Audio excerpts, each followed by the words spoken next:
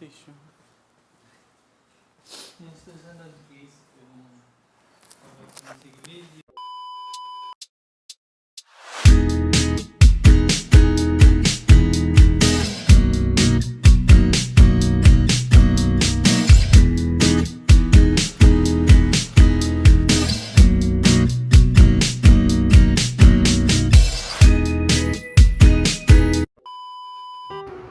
Hi guys! Kamusta kayo dyan? Ako ulit si Baste, ang resident canto boy nyo. So ngayon mag-vlog tayo. Bigla ang vlog lang to kasi may sinend na link yung mama ng jowa ko. Mamu, hi! Kamusta kayo dyan? Happy Valentine's Day sa inyo ni Papu. So may sinend na link si Mamu na music video ni Moira, yung Paubaya, starring Joshua Garcia and Julia Barreto. So sabi ni Mamu na iyak daw siya, pinanood niya. So ako hindi ko pa napapanood, papanoorin natin ngayon and basically reaction video to. Pero bago ang lahat, bago natin simulan, binabati ko kayong lahat ng Happy Valentine's Day. Kung single ka or taken ka, sana naging masaya ang araw mo ngayon. Sana lagi mong isipin na may nagmamahal sa'yo. Hanggat may pamilya ka, laging may magmamahal sa'yo. So huwag kang malungkot kung single ka ngayon. Or kahit kung taken ka tapos hindi mo nakuha yung ina-expect mo from your jowa, maging masaya ka pa rin at maging thankful kasi ang araw na to ay about love. Again, as long as may mga taong nagpapahalaga sa iyo, mga kaibigan mo, lalo na ang pamilya mo, ay hindi mauubusan ng taong nagmamahal sa iyo. So, Happy Valentine's Day and take care, stay safe, lalo na sa panahon ngayon. So, tara, simulan natin. Manood na tayo ng reaction video. Lawful wife, to have and to hold, from this day forward, for better for worse, for richer for poorer, in sickness and in health, until death do you part? I do. Joshua talaga yung pangalan.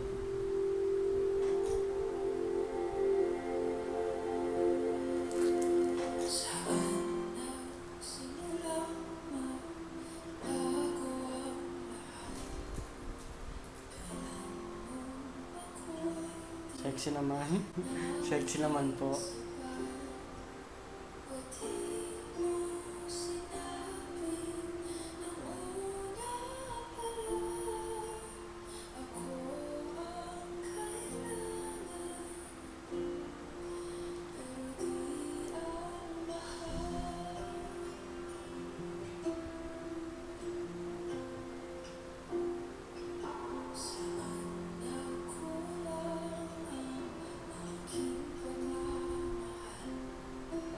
Bagay sila.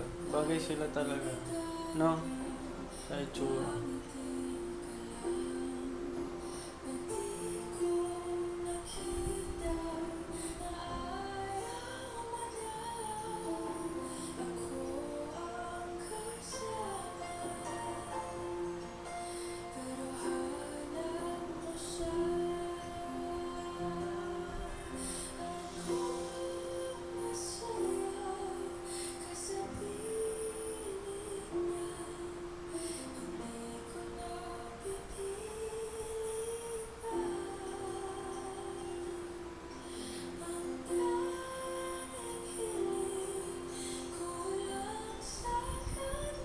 Yung mata ni Joshua, ma-acting talaga.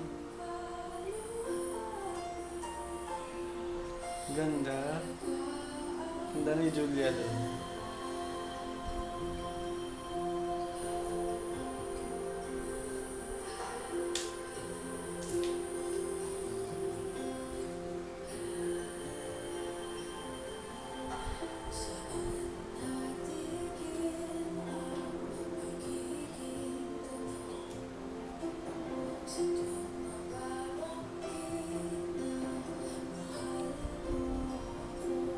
Siguro tatakbo to. Si Joshua tatakbo. Oo.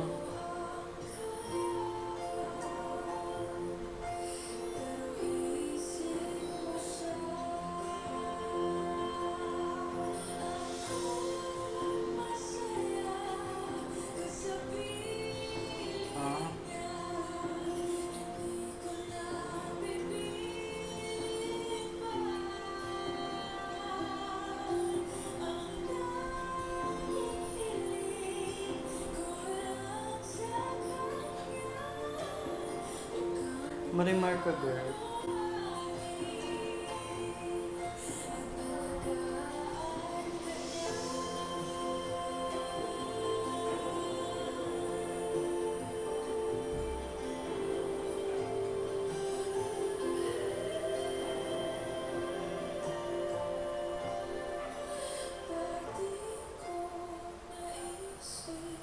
Ay, lumalik siya.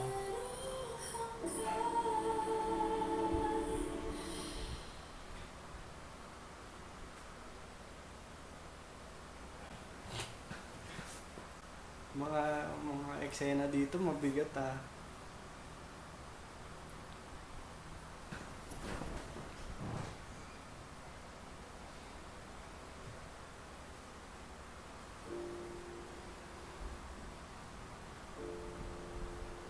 I'm sorry.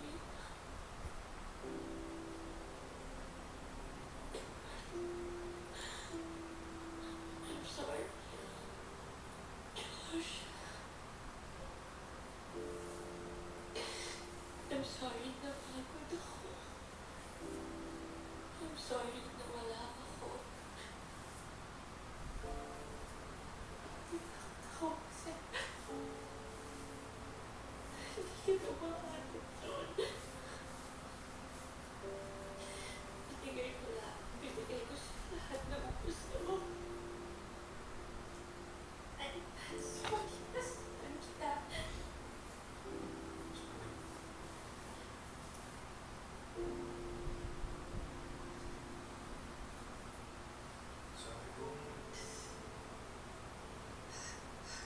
Ang galing naman.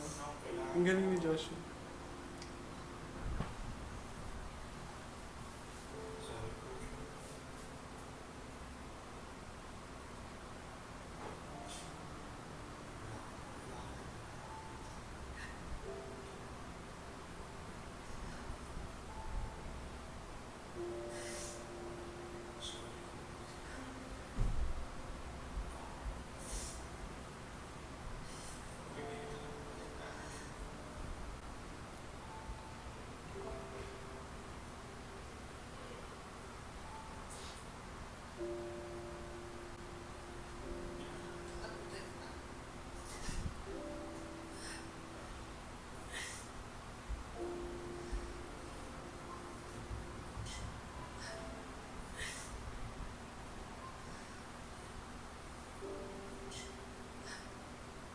Ano totoo?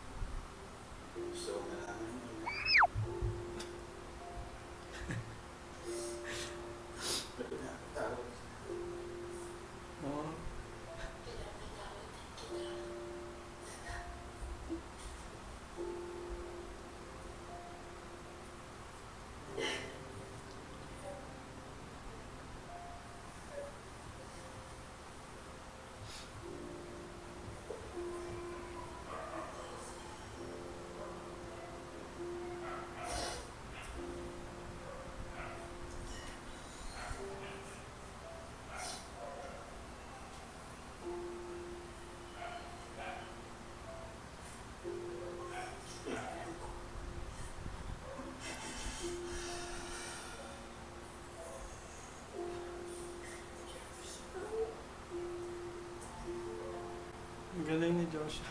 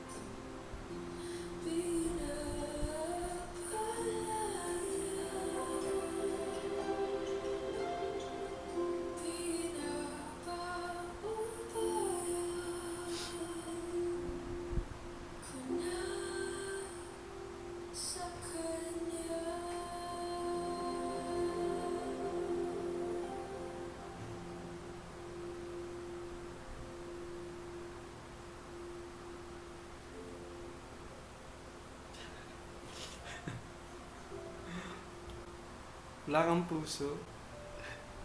Kamiya.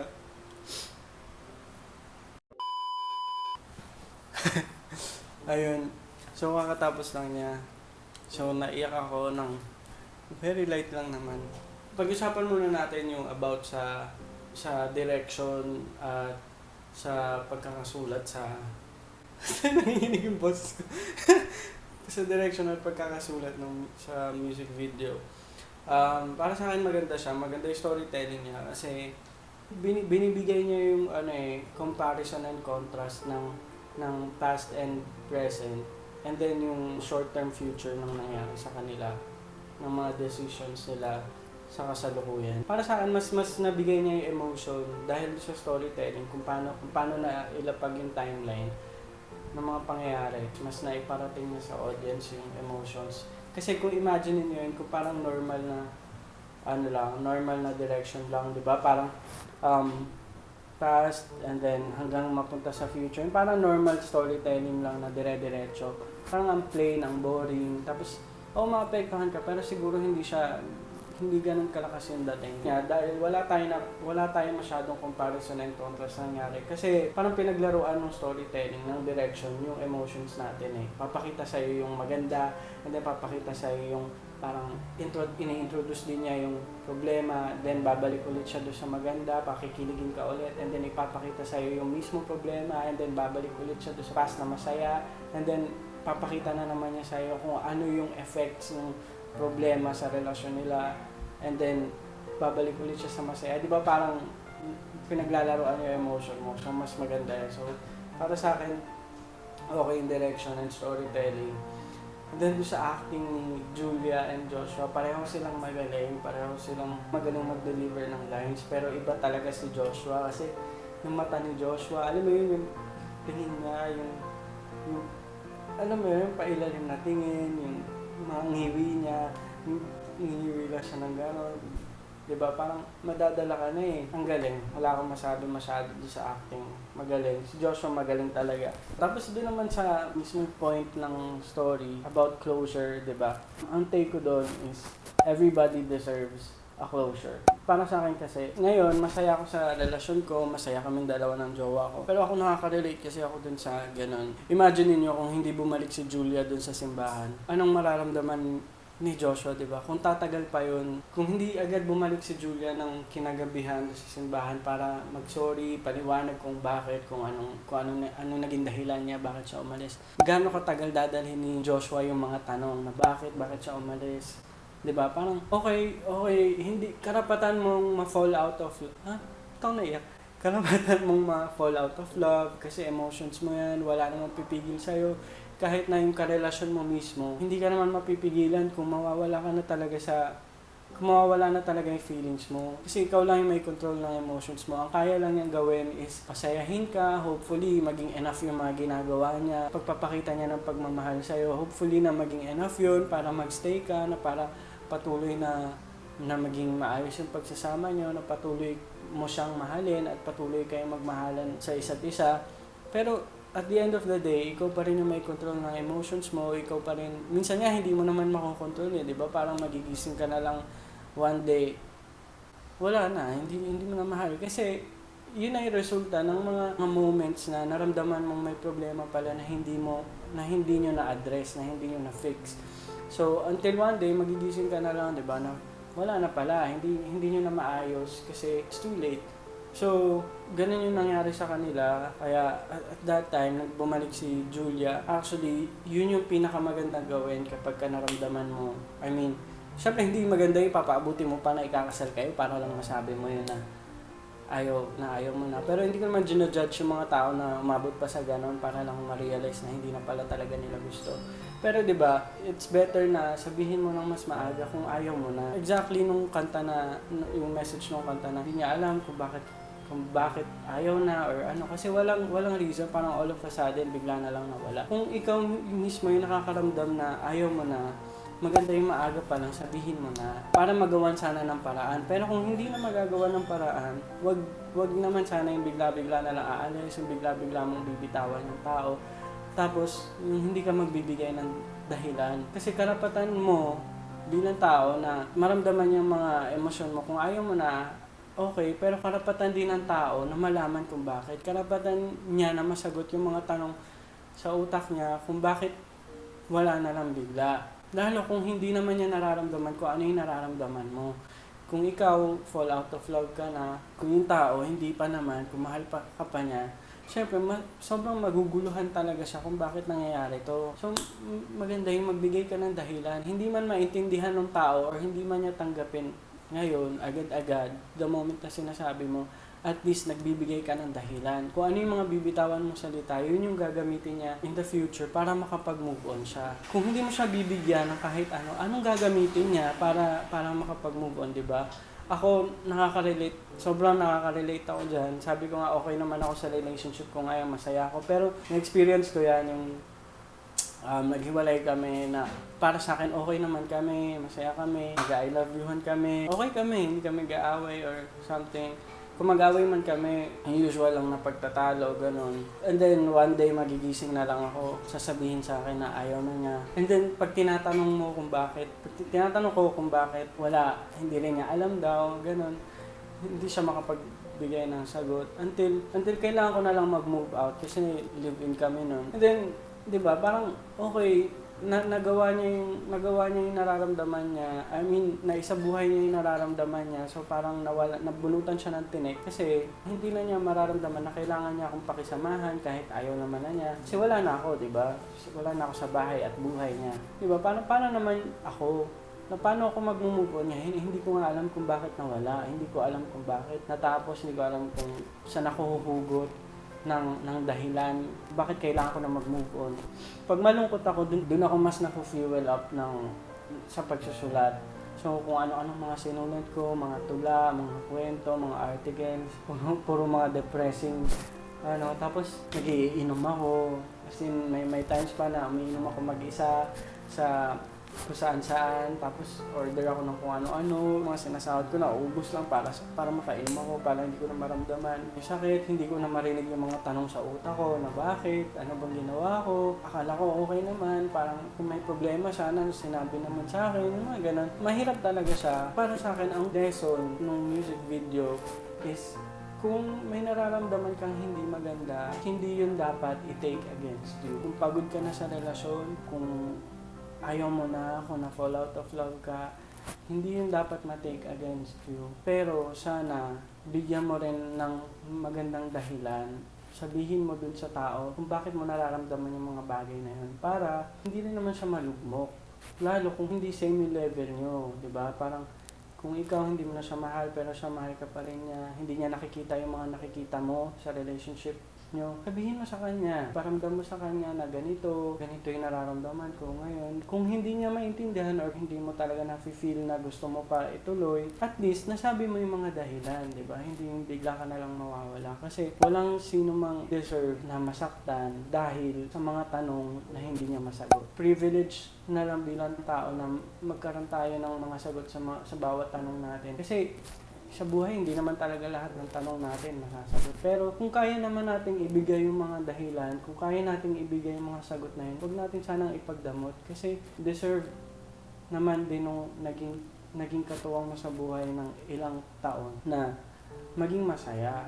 At mas mapapadali, mas matutulungan mo siya na maging masaya kung bibigyan mo siya ng enough reason para mag-move on. Hindi sasarilihin mo lang at gagamitin mo yung mga yun para makapag-move on ka kaagad. Kasi ang mangyari, ikaw lang ang makakapag-move on habang yung taong iniwan mo nasa-stuck.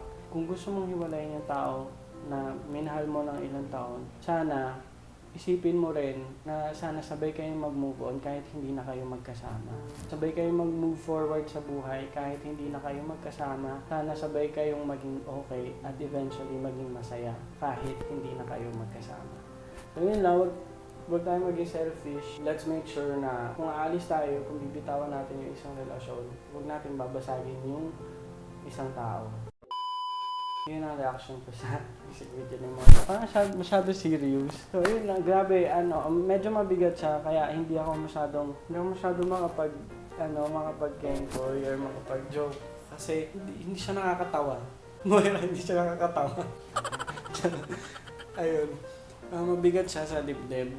Lalo nakaka-relate ako. Pero ulitin ko, masaya ako sa relasyon ko, mahal na mahal ko yung jowa ko. Kahit na may mga problema na dumadating, alam ko na malalampasan namin yung together kasi mahal namin ang isa't isa, mahal na mahal ko siya. Kaya kayo, kung ngayong Valentine's Day, single man kayo or taken, huwag kayong malulungkot or huwag kayong magsa-self-pity na wala kayong nararamdaman pagmamahal. Hanggat may pamilya kayo, hindi mawawala ng taong magmamahal sa'yo. Hanggat nandyan ang pamilya mo, may rason ka para i-celebrate ang araw na to.